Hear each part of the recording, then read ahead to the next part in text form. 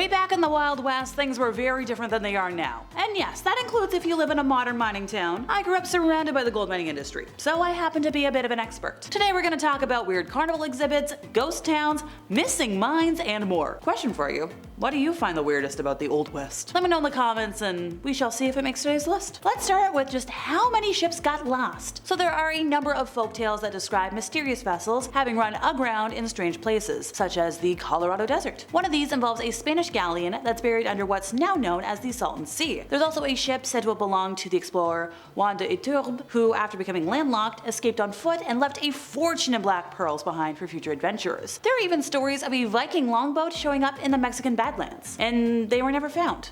Once again, leading me to ask, where the heck did they go? Elmer McCurdy was 31 years old when he was killed by police after robbing a train in Oklahoma in 1911. Now, it was the last of a series of botched robberies that he had attempted during his short little life. So after McCurdy was killed, the sheriff apparently sold his body to a carnival owner, who mummified it. And if this sounds a little macabre, well, that's because it is, but it was something carnivals did back then. So the carnival owner used this dead body as part of a traveling sideshow, displaying him as the outlaw who would never be captured alive. Poor McCurdy ended up in a warehouse where the body stayed until 1968. Yeah, because over time people forgot it was him and just assumed it was a prop. So later on, it was assumed to be a wax figure and was sold with a bunch of other wax figures to the Hollywood Wax Museum. But then it was also later sold off to an amusement park in California, where it ended up as part of a funhouse exhibit. It wasn't until 1976 when the production crew for the $6 Million Man was filming in that amusement park and they found the body. How? Well, one of the crew members moved it and the arm popped off. Now by that time it was covered in wax and paint, but they were like, oh, that's flesh. So he was returned to Oklahoma in 1977, a year later,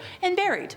Only took 66 years after he passed. No big. Years before the Transcontinental Railroad became a reality, westward expansion was thought to be possible thanks to camels.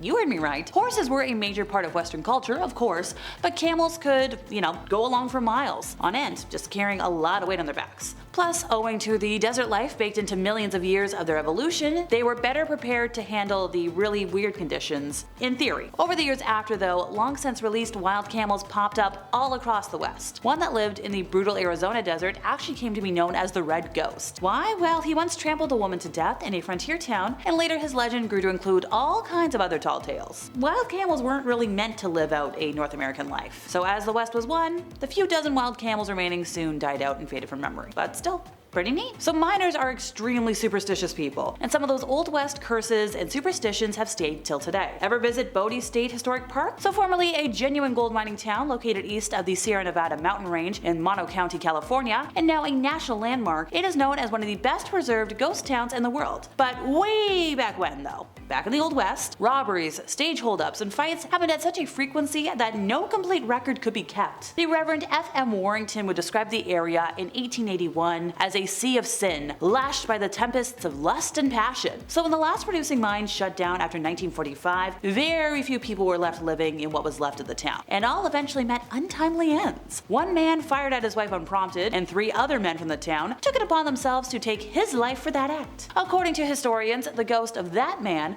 would visit the 3 men after his passing, shaking his fist and appearing as if he was cursing them out. Well, those men soon died of mysterious diseases and illnesses. Nowadays, visitors to the area have reported meeting spirits that leave them feeling, well, suffocated, seeing doors open and close on their own, and rocking chairs that may or may not have a menacing older lady staring them down, or even just the empty rocking chair just rocking on its own. So nowadays, yes, it might be a tourist destination, but there's a bit of a curse. If you remove anything from the land, even a little pebble, you're gonna be cursed with remorse and tragedy. The park actually keeps a logbook of all the letters and items returned to them, with each thief writing an apology note to the original Bodie for what was taken. The curse is upheld by the ghosts of residents past who guard against thieves and, protect the town's treasures. So rope necklacing somebody is a lot more complicated than you might think. The New York Times says a reliable formula for determining drop wasn't published until 1913, so there were a lot of horribly botched instances in the decades before that. The death of Tom Horn is often counted as one of the worst. So yes, he was sentenced to the rope necklace of death, using a method that relied on the condemned man's weight to empty a bucket and trigger the mechanism. So here's the thing, the trapdoor opened,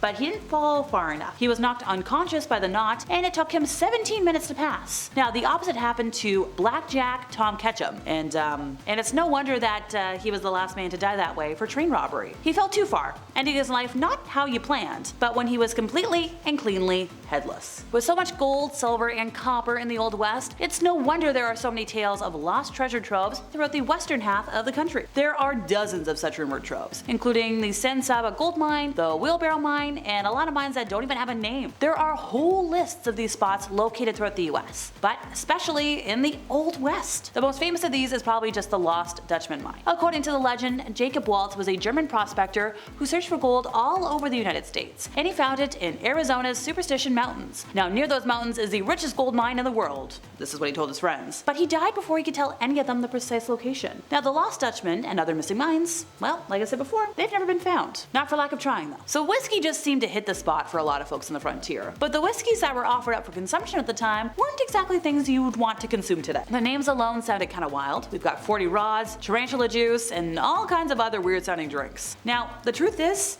they were beyond potent. Many would contain an almost unbelievable ingredient. We're talking like poison.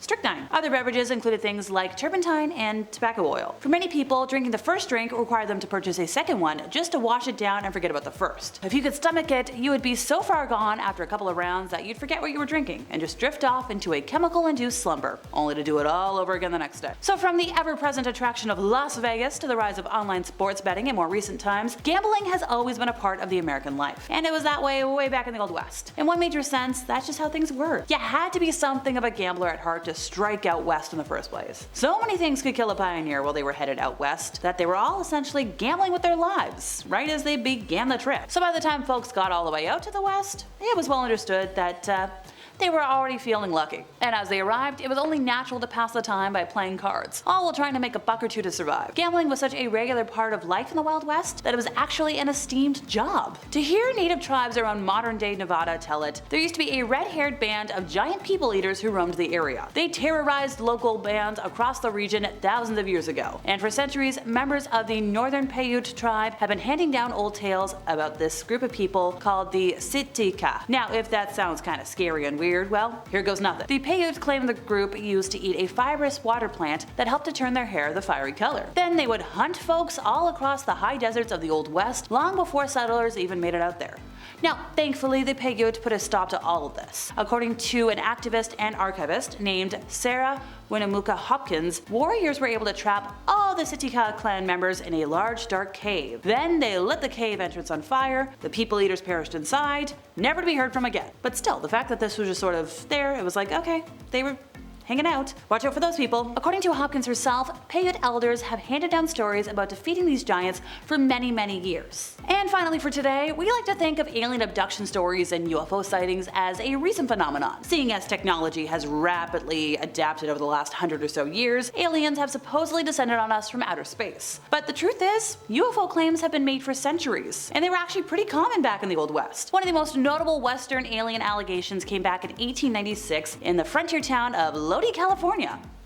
A Civil War veteran and journalist named H.G. Shaw claimed he and a buddy saw a group of extraterrestrials. According to Shaw, who wrote about the incident in the local newspaper, the otherworldly characters were about 7 feet tall and very slender, with small hands, fingers without nails, and feet twice as long as normal. But they function similar to a monkey's feet. And that's not all of it. The newspaper man even had a theory about why the aliens arrived in the first place. Those we beheld were inhabitants of Mars, he wrote. Why were they here? Well, they had been sent to the Earth for the purpose of securing one of its inhabitants. Sound familiar? All those alien abduction stories of the past few decades had to start somewhere after all. Now, Shaw's supposed sighting wasn't the only unsettling UFO event out west. A year after the Lodi incident, citizens of the tiny town of Aurora, Texas reported seeing a lot of flying saucers cruising high overhead. And then a few months after that, the town's rattled citizens even claimed that a UFO allegedly slipped from the heavens and exploded in the middle of the town. Now, a lot of folks were like, no, that's a meteorite. But everybody else said aliens. But of course, the most famous alien event of all, we all know about Roswell. But once again, that was long after the Wild West had been won. So clearly,